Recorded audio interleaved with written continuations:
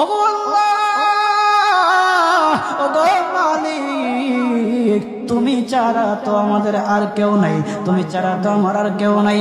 আল্লাহ গো, তুমি যদি মাফ না করো কে আমাকে মাফ করবে? তুমি যদি মাফ না করো কে আমাকে মাফ করবে? তুমি যদি আমাকে মাফ করো তাহলে তোমার কোনো দিকে কমবে না, তুমি যদি আমাকে মাফ না করো তোমার কোনো দিকে বাড়বে না। আল্লাহ গো, তুমি আমাকে মাফ করে দাও। সারাটা জীবন অন্যায় কাজ করেছি, সারাটা জীবন নাফরমানি করেছি, আমার কাছে কালেমার দাওয়াত কম আসে নাই, আমার কাছে কালেমার দাওয়াত কম আসে নাই, আমাকে লোকেরা কম বোঝায় নাই। ওগো আল্লাহ, তুমি আমাকে মাফ করে দাও। মাফ না করলে কোথায় যাব, কার কাছে যাব?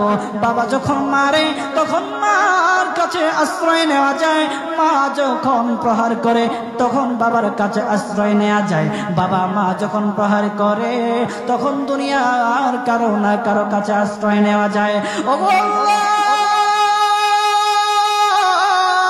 ওগো মালিক, তুমি যদি আমাকে মারো, তুমি যদি আমাকে আযাব দাও, ওগো আল্লাহ, কার কাছে যাব, কার কাছে গিয়া মাফ চাইবো? ওগো আল্লাহ, মেহেরবানি করে মাফ করে দাও। এইরকম কান্না করতেছে, কান্না করতেছে, চোখের পানি তার এমন ভাবে পড়তেছে, দাড়ি ভিজতেছে, দাড়ি ভিজে জমিনের মধ্যে চোখের পানি পড়তেছে, কান্না করতেছে। বান্দাটা কান্না করতে করতে করতে করতে আমার আল্লাহর কাছে এমন গ্রহণযোগ্যতা অর্জন করেছে, মহান আল্লাহ রব্বুল আলামিন তার ডাকে সাড়া দিয়া তার জিন্দেগির সব গুনাহ মাফ করে দিয়েছেন। হযরত মূসা আলাইহিস সালাতু ওয়াস সালামের যুগের ঘটনা। একজন বড় পাপিষ্ট ছিল, জীবনে এমন কোন গুনাহ নাই যে গুনাহ সে করে নাই। তার গুনার প্রতি অতিষ্ঠ হইয়া, মানুষ তার গুনার প্রতি অতিষ্ঠ হইয়া গ্রামের লোকেরা তাকে হাত পা বেঁধে জঙ্গলের মধ্যে ফেলে দিয়ে আসে।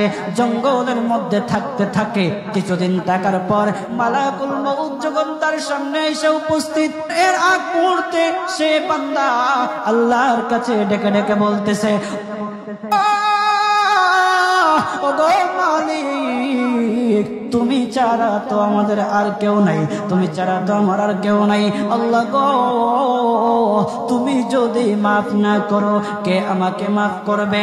তুমি যদি মাফ না করো কে আমাকে মাফ করবে? তুমি যদি আমাকে মাফ করো তাহলে তোমার কোনো দিকে কমবে না, তুমি যদি আমাকে মাফ না করো তোমার কোনো দিকে বাড়বে না। আল্লাহ গো, তুমি আমাকে মাফ করে দাও। সারাটা জীবন অন্যায় কাজ করেছি, সারাটা জীবন নাফরমানি করেছি, আমার কাছে কালেমার দাওয়াত কম আসে নাই, আমার কাছে কালেমার দাওয়াত কম আসে নাই, আমাকে লোকেরা কম বোঝায় নাই। ওগো আল্লাহ, তুমি আমাকে মাফ করে দাও। মাফ না করলে কোথায় যাব, কার কাছে যাব?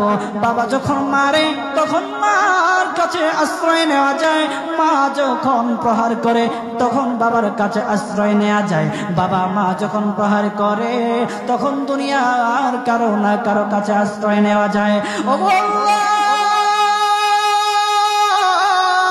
ওগো মালিক, তুমি যদি আমাকে মারো, তুমি যদি আমাকে আযাব দাও, ওগো আল্লাহ, কার কাছে যাব, কার কাছে গিয়া মাফ চাইবো? ওগো আল্লাহ, মেহেরবানি করে মাফ করে দাও। এইরকম কান্না করতেছে, কান্না করতেছে, চোখের পানি তার এমন ভাবে পড়তেছে, দাড়ি ভিজতেছে, দাড়ি ভিজে জমিনের মধ্যে চোখের পানি পড়তেছে, কান্না করতেছে। বান্দাটা কান্না করতে করতে করতে করতে আমার আল্লাহর কাছে এমন গ্রহণযোগ্যতা অর্জন করেছে, মহান আল্লাহ রব্বুল আলামিন তার ডাকে সাড়া দিয়া তার জিন্দেগির সব গুনাহ মাফ করে দিয়েছেন। ওই বান্দাটা তওবা করতে করতে করতে করতে হঠাৎ ইন্তেকাল করে। ইন্তেকাল হওয়ার পরে হযরত মূসা আলাইহিস সালাতু ওয়াস সালামকে মহান আল্লাহ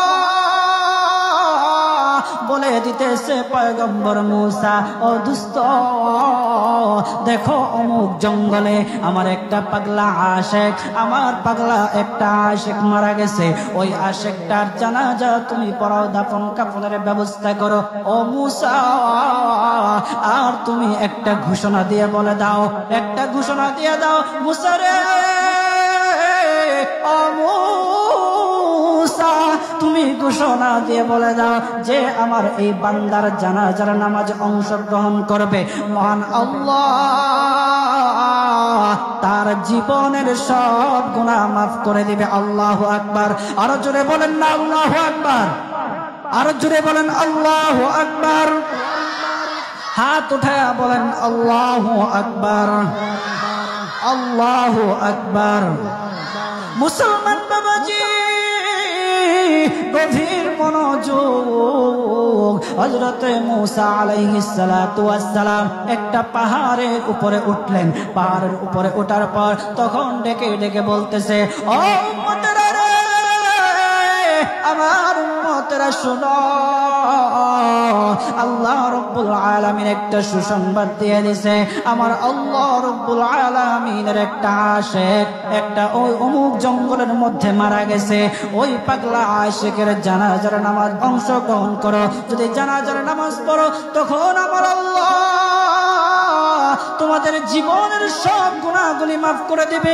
কেউ যদি নিজের গুনাহ ক্ষমা করাইতে চাও, কেউ যদি নিজের গুনাহগুলি ক্ষমা করাইতে চাও, তাহলে মহান আল্লাহ রাব্বুল আলামিনের ওই পাগলা আশিকের জানাজায় অংশগ্রহণ করো।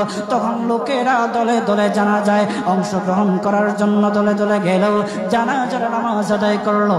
আদায় করার পর পয়গম্বর মূসা আলাইহিস সালাতু ওয়াস সালামকে বলতেছে, ওগো আল্লাহর পয়গম্বর, ও পয়গম্বর, যারা জানাজায় অংশগ্রহণ করার কারণে মহান আল্লাহ তার জীবনের সব গুনাহ মাফ করে দেবে, এমন মহা ব্যক্তি তো, এই মহান ব্যক্তিটাকে তো একটা নজরে দেখা দরকার, অবশ্যই দেখা দরকার, আমাদেরকে সেই ব্যক্তিটাকে দেখান। তখন মূসা আলাইহিস সালাতু ওয়াস সালাম বলতেছে, ঠিক আছে, তোমাদেরকে দেখানো হবে। তখন যখন দেখাতে গেলেন, দেখানোর সাথে সাথে লোকেরা বলল, পয়গম্বর আপনি কি বলেন, এই লোকটাকে তো আমরা ভালো করে চিনি, ওই লোকটা বড় পাপিষ্ঠ ছিল, বড় অন্যায়কারী ছিল, বড় জুলুমকারী ছিল। ওগো পয়গম্বর, সমাজে এমন কোন গুনাহ নাই যে সে করে নাই, সমাজে সব গুনাহ করেছে, সমস্ত গুনাহের সাথে সে জড়িত ছিল, সে জড়িত ছিল। তার গুনার কারণে আমরা অতিষ্ঠ হইয়া তার হাত পা বেঁধে আমরা তাকে জঙ্গলের মধ্যে ফেলে দিয়ে আসি। এই পাপিষ্ঠ বান্দা আল্লাহ তাআলার বড় আশিক হতে পারে কিভাবে, আল্লাহ তাআলার প্যারা হতে পারে কিভাবে? পয়গম্বর মূসা আলাইহিস সালাতু ওয়াস সালাম আল্লাহর কাছে ডেকে ডেকে বললেন, আল্লাহ, লোকেরা কি বলতেছে আর তুমি কি বলো? ওগো আল্লাহ, এর সমাধান কি, এর সমাধান কি? সমাধানটা তো তুমি দিয়ে দাও। আল্লাহ রাব্বুল আলামিন পয়গম্বর মূসা আলাইহিস সালাতু ওয়াস সালামকে সমাধান দিয়েছে। বলতেছে, ও মূসা, দুষ্ট রে, ও দুষ্ট, তারা যা কথা বলেছে, লোকেরা যে কথা বলেছে সত্য বলেছে, আমি আল্লাহ যা বলেছি তাও সত্য বলেছি। ও পয়গম্বর মূসা, তারা যা বলেছে সত্য বলেছে। ওই বান্দা বড় পাপিষ্ঠ ছিল, ওই বান্দা বড় অন্যায়কারী ছিল, কিন্তু শেষ বয়সে আইসা তার হাত পা যখন বেঁধে, তার হাত পা বেঁধে যখন লোকেরা জঙ্গলের মধ্যে ফেলে দিয়ে আসলো, তখন সে আমার কাছে এমন ভাবে কান্নাকাটি করা শুরু করে দিয়েছে, এমন ভাবে তওবা করা শুরু করে দিয়েছে। আমি আল্লাহ তাআলার এত দয়া, আমি আল্লাহ তার ডাকে সাড়া না দিয়ে পারলাম না, তার ডাকে সাড়া দিয়ে দিলাম। ও মূসা, সে তাওবা করার সময় যদি সবার জন্য সে তাওবা করত, যতজন লোকরা বেঁচে আছে, যতজন উম্মতেরা আছে, যতজন লোকেরা আছে, সমস্ত লোকদের জন্য যদি সে আমার কাছে তাওবা করত, আমি আল্লাহ তার তাওবা মুহূর্তের মধ্যে কবুল করে সমস্ত বান্দাদেরকে মাফ করে দিতাম। সুবহানাল্লাহ জুড়ে বলেন।